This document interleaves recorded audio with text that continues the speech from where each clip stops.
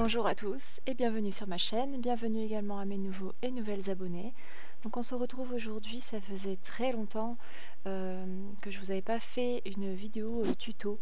Alors pour cette vidéo là, je l'ai commencée quand j'étais enceinte et je l'ai terminée quand je suis devenue maman. Le petit est arrivé un peu plus tôt pour ceux qui me suivent.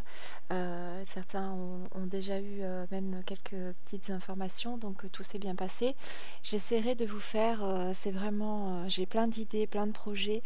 J'aimerais vous faire une vidéo un peu blabla pour vous raconter un peu plus ma vie, parce que là c'est plus au niveau d'un tuto, mais vraiment j'arrive pas à trouver du moment. Là c'est un grand miracle, il fait sa sieste. Je sais pas pour combien de temps, alors je me dépêche de tourner cette vidéo, enfin de l'enregistrer en voix off.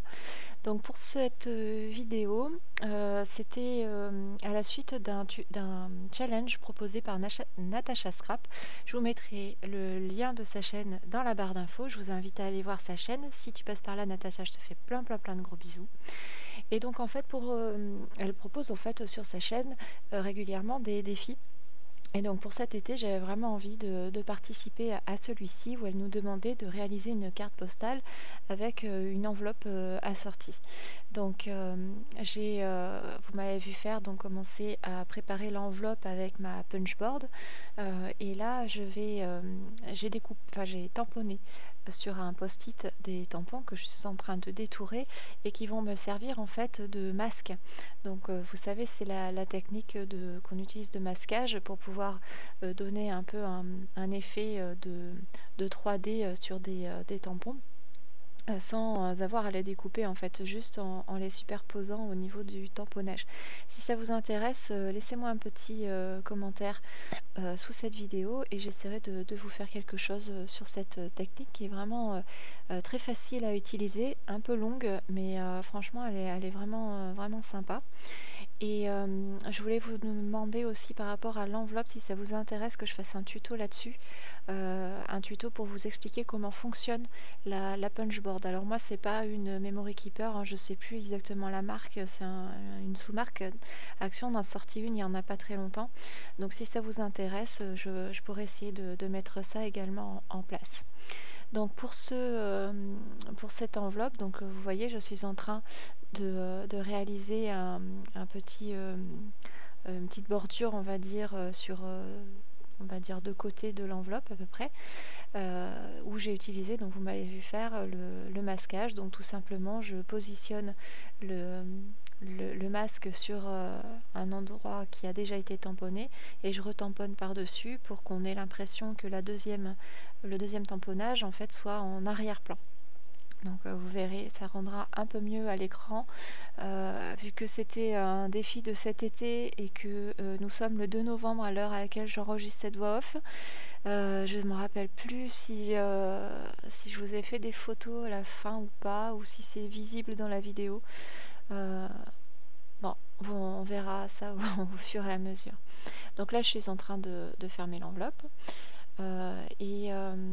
Pour maintenir l'enveloppe, en fait, parce que j'avais pas envie de l'envoyer telle quelle, en fait, le biais de la poste.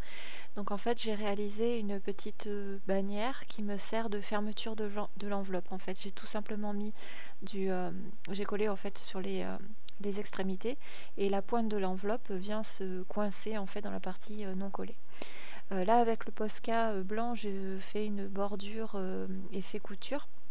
Donc à main levée, hein, c'est très rapide à faire et je trouve que ça donne une finition assez sympathique aux créations. Donc je fais beaucoup ça sur mes photos ou sur mes rebords en fait de création, pages, plus les cartes que les pages d'ailleurs. Et qu'est-ce que je voulais vous dire aussi? Ah oui, j'aime beaucoup l'association du craft et du blanc. J'aime bien aussi avec le doré, je trouve que c'est une assez bonne combinaison. Mais là, ça permet un peu de ressortir les poudres embossées, parce que ça faisait longtemps que j'avais pas fait d'embossage à chaud au moment où je tournais cette vidéo. Quoi vous dire d'autre? J'ai pas d'autres choses à vous dire pour l'instant. Je vais avoir enfin, j'espère que j'aurai plein de temps libre. Mais j'ai vraiment plein de projets en tête, comme je vous l'avais dit, il me semble, dans une autre de mes vidéos.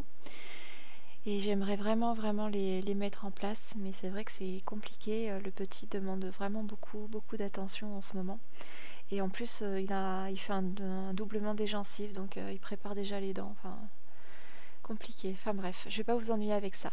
Donc pour la carte, j'ai voulu faire un fond. Alors je l'avais déjà fait sur une création précédente. J'aime beaucoup utiliser cette technique-là. En fait, avec mes crayons aquarellables. Donc là, je fais la mise en couleur avec les néocolores parce que le crayon de papier, enfin le crayon aquarellable ne fonctionnait pas comme je le voulais.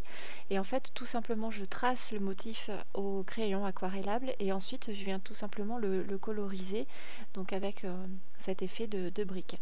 Donc au niveau de ce défi, j'avais oublié de préciser, la carte postale, en fait, euh, elle devait comment dire, parler de nos vacances. Moi, étant donné que l'accouchement était prévu le 8 août, je suis restée à la maison. En fait, on n'est pas parti en vacances. Donc pour moi, j'essaie de mettre un peu un petit clin d'œil à mon chez-moi, on va dire. Donc avec la porte en bois, le mur de pierre, le jardin, et puis bah, bien sûr le petit clin d'œil, comme Natacha, tu l'as très bien compris quand tu as présenté la carte en vidéo sur ta chaîne, le petit bébé qui représente donc mon petit tout. Sinon, quoi dire d'autre? J'ai mis certains embellissements en 3D, comme la pancarte. Vous verrez qu'il y a la souche de l'arbre, le petit bébé et tout ça. Je me suis vraiment éclatée. J'ai pas pu tout filmer, mais bon, je m'en excuse. Merci beaucoup pour tout et je vous dis à très bientôt pour une prochaine vidéo. Salut!